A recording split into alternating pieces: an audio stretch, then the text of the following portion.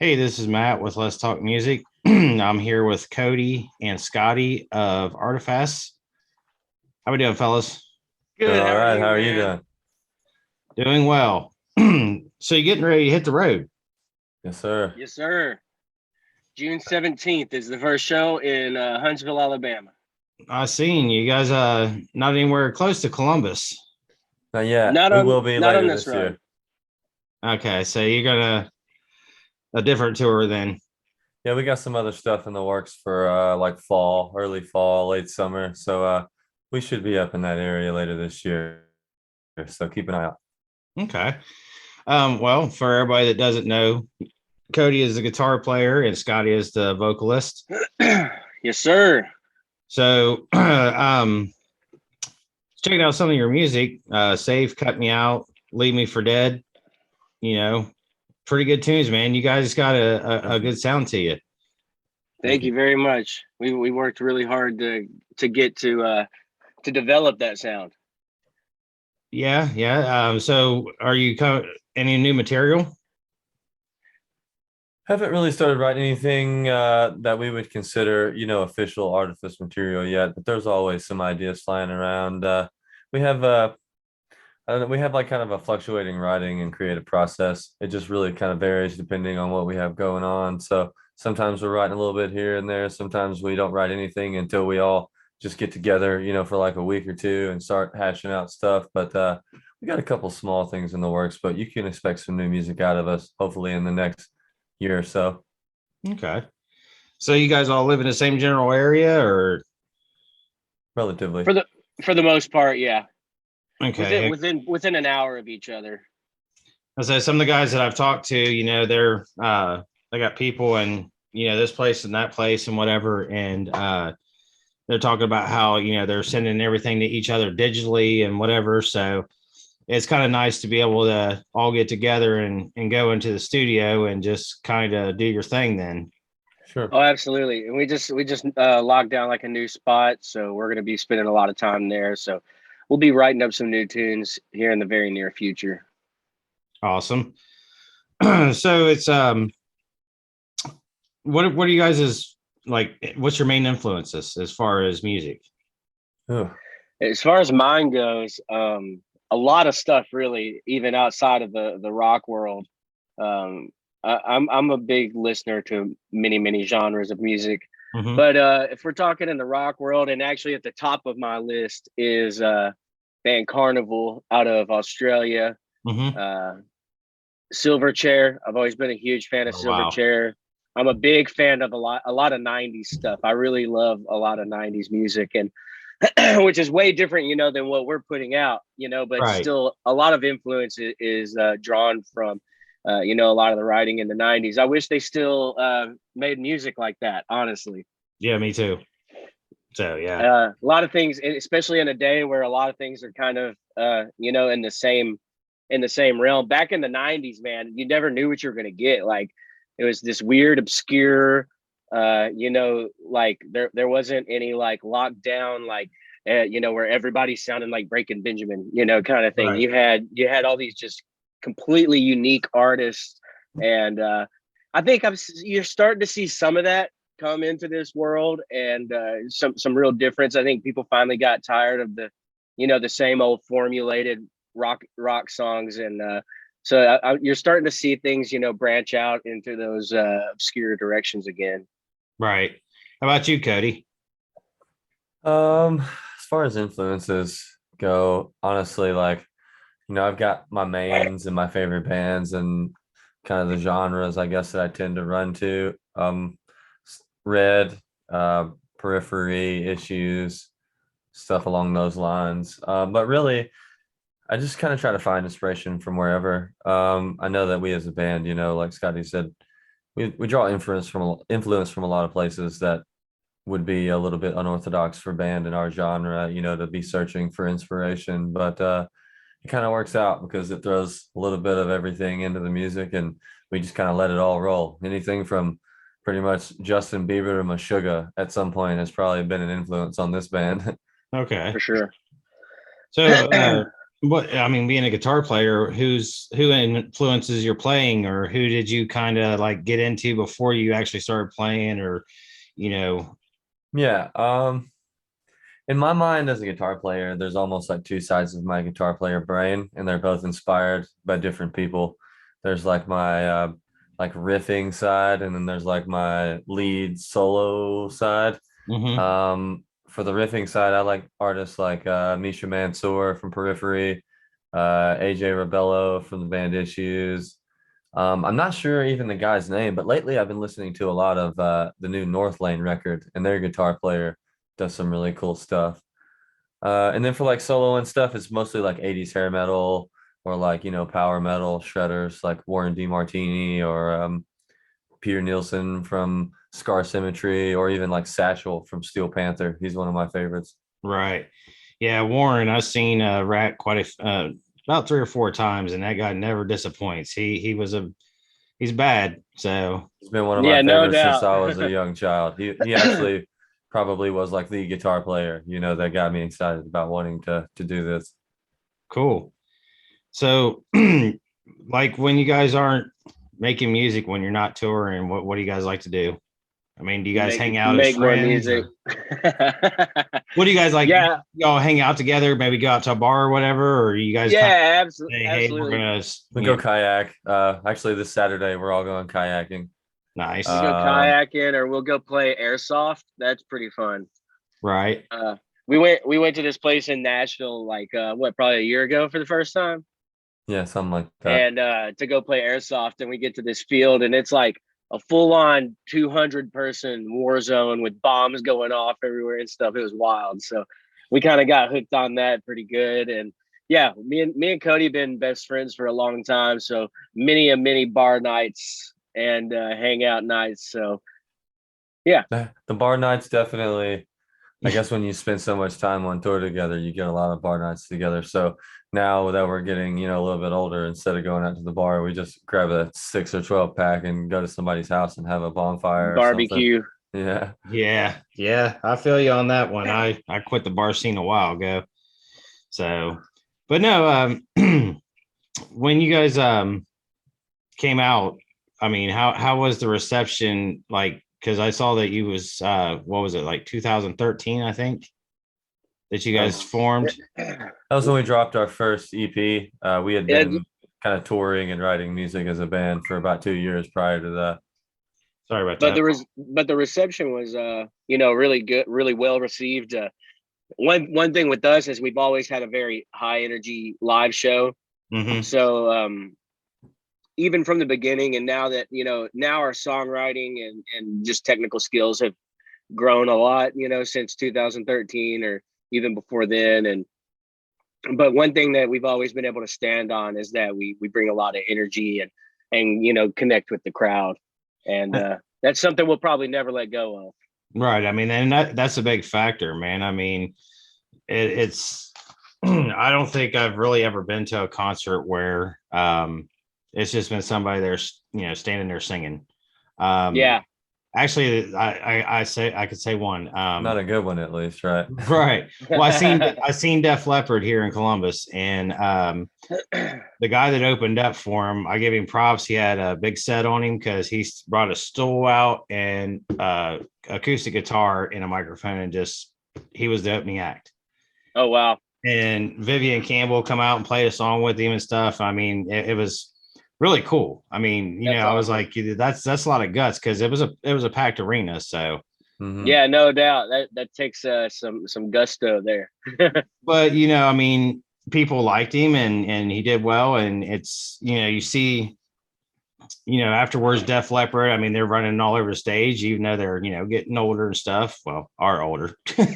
But I mean, I seen bands like Poison and Warrant and stuff back in their heyday, man, and it just the way that they connected with the crowd, the way that they just the energy on stage, it's amazing. And I mean, It's definitely something that, we try to capture. And I mean, I don't know, if this is by my influence or, just a conjunctive influence, but I feel like a lot of that 80s hair metal live energy makes it into our set.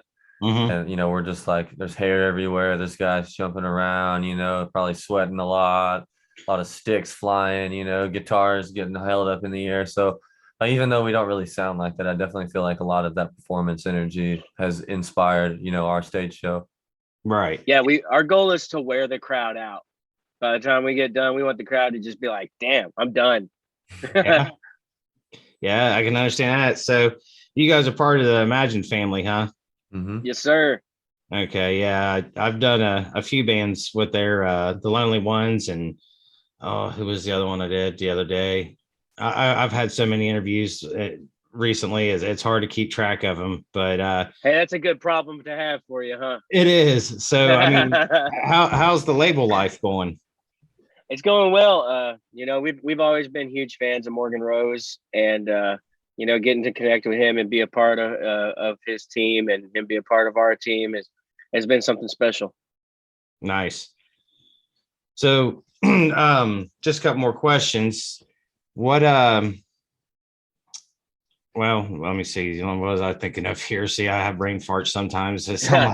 Hey, I do it all the time, man. All the But, time. Multiple times per day.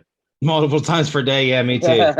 No, like, what do you guys like? I ask you about your influences and stuff, but when you're just kind of like hanging out and just chilling, I mean, do you guys like listen to the same people that influenced you, or do you like to listen to, some of the newer stuff that's coming out? A little bit of both. I mean, I find that we're still being inspired by some newer stuff. I won't speak on behalf of the other guys. I know Anthony specifically is a little bit more open-minded to, like the rock and metal stuff that's coming out right now. But I feel like it's just a changing thing. It's always a little bit of everything coming in and making its way into the picture somehow. I've kind of always been that guy that I get stuck on a record for way longer than I should. Mm-hmm. I remember, when My Chemical Romance came out with Three Cheers for Sweet Sweet Revenge, revenge, like yeah. I listened to that record it was stuck in my CD player for Is there anybody probably that well didn't over a though? year. Or like The Used when that record came out, I was Yeah. listening to that for forever. Muse, Hysteria, I was stuck on forever. And for the past probably 6 years, I've been stuck on Carnival. So like I just go to those guys all the time. It's been longer But than yeah, that, but it has. But I do try to find some new stuff that I get inspired by. It seems to be a little more few and far between these days. I think my musical taste and maybe I've gotten a little snobbier through the years, and it's a little more difficult to enjoy things because I think as I think in any industry, as you become more of a professional in that industry, whether it's a musician or a comedian or whatever, Mhm. and a lot of times it gets more difficult to enjoy, acts because you're sitting there trying to break it down. You're trying to break it apart. That guy didn't nail that drum fill, or when that guy made the punchline for his joke, he should have done this, instead of Mhm. just sitting there and enjoying it and being a part of it. So I try to tell myself sometimes, hey, just enjoy it, and it doesn't have to be perfect. It doesn't have to be spot on. I mean, look at Nirvana, one of the biggest bands ever. Like they were far from perfect, Right. Right. and so that's something I struggle with, is just like nitpicking too much, and I'm aware of it, but I can't seem to turn it off sometimes. I'm kind of the same way, man. Like if I had to go with longevity and who my favorite band would be, it'd probably be Metallica. Um, Nice. I started listening to them. The first time I heard them was Ride the Lightning album, and then Hmm. checked out Kill 'Em All. And I think I'm the same way because like their newer stuff, I'm not a huge fan of. Like Yeah. after the Black album, or maybe even Load and Reload, I gave a chance, but I mean, and I understand they evolved. That I for the longest time said they sold out, and I don't really feel that way. I mean, I know that it's a business, and you got to kind of do the thing to make the business work. So, Yeah. but man, I No, mean, they it's definitely stay true to themselves. I think it's just a thing where, when musicians get older, and get more successful and more into their careers. Chris, our sound guy. Nah. But you know, as musicians get more successful, I guess I've kind of always took it as, you know, maybe they start to lose some of that angst and some of that hunger of being a broke ass, you know, in the back of a van, you know, Right. and having to deal with that stuff. And a lot of that emotion comes out in music. So, you know, I think sometimes as you get more successful, it's probably a little harder to find those channels, you know, to reach into. Yeah, and I mean, when people dub you the, you know, biggest metal band in the world, it's kind of hard to not get Yeah. a little bit of an ego. But no, I mean, it just Well, yeah, and like I'm sure when Metallica's writing the album, that's what they're thinking the whole time. It's like, man, there's so much pressure on our shoulders. We're Metallica, you know, we got to right. put out something epic and big. But when they became big, they weren't caring about any of that. You know, Right. they were just like, let's just go pound some beers and write some metal music. You know. Mhm. Yeah, Yeah. I'm gonna say Master of Puppets is probably my favorite album. No doubt. I'm a But Black Album guy. to be honest, I mean, my son, I was telling Cody, his name's Cody, same age. He he turned me on to a lot of the new stuff, like you know, Hawthorne Heights. Oh man, he Bullet for My Valentine. I Is mean, that stuff new now? well, it was then, you know, Sure. Yeah. Yeah. when he turned it on to me, or because he was in high school at that point in time. Yeah. So like he's like, oh dad, check this band out, check this band out. And I mean, it took me a minute to kind of be like, okay, I can do this. You know, because I'm kind of like you, man.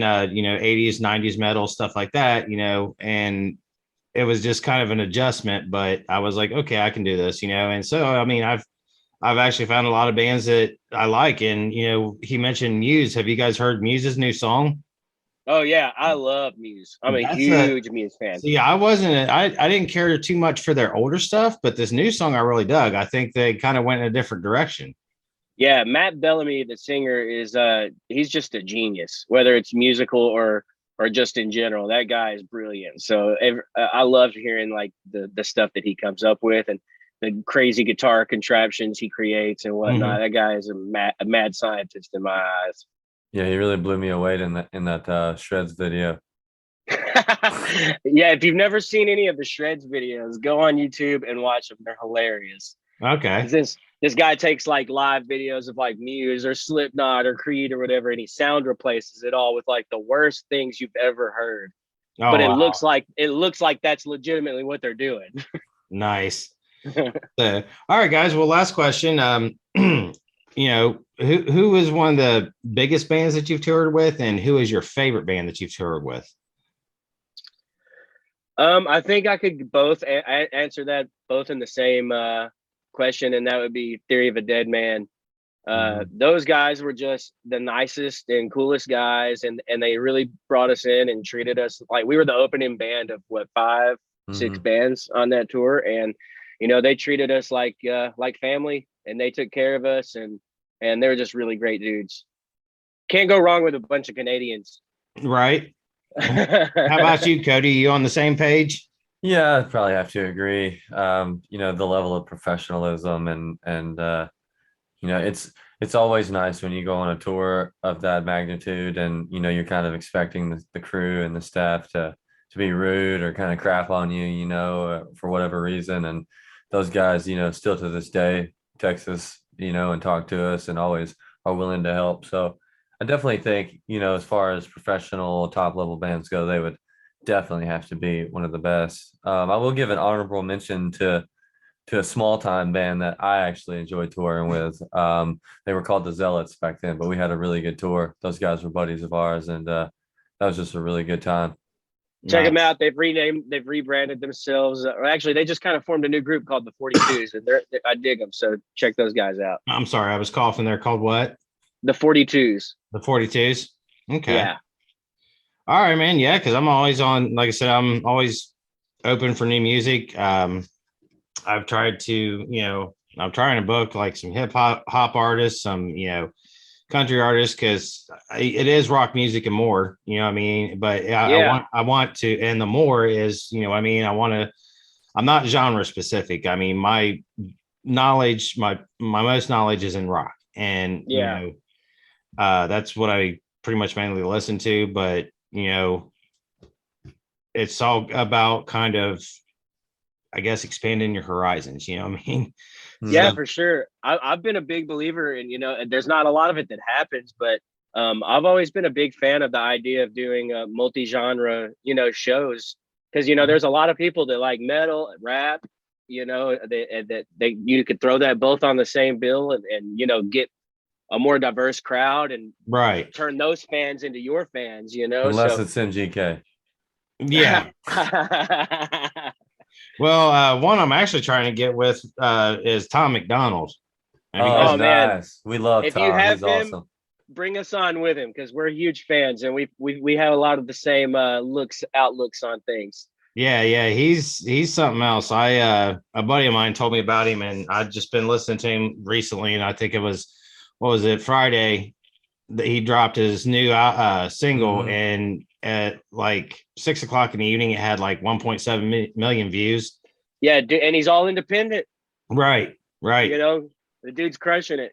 Do you Yeah, he's guys cool. do you have him on your Facebook at all? Because Yeah, I mean, he does those lives. I was watching that the other night, and yeah, he talks about that, how he's yeah, the independent. Hangover Gang. Yep. Yeah, Yeah, I don't know if I'm gonna have to get a hold of Nova or how I'm gonna do it. I've tried different ways, and I just haven't heard nothing from him. And I'm not saying that that's his fault. He's a very busy man. So, yeah. Just keep but beating on that door, man. right. So Well, yeah, hey, if if I you do, do get I'll in look you touch with guys him, up.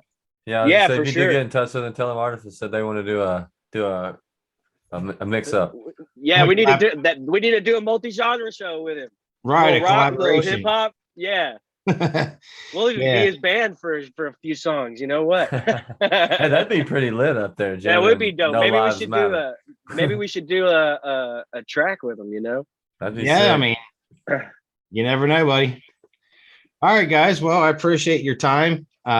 Appreciate your insight and everything. And I'll check it out in the fall, see if I can catch you guys around. If so, maybe we can set up a live interview or something. That'd be Yeah, great. man. Anytime you want us on, just hit us up and we're there, brother.